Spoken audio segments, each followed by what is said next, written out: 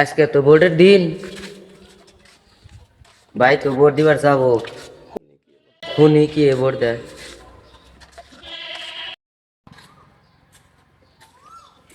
ভাই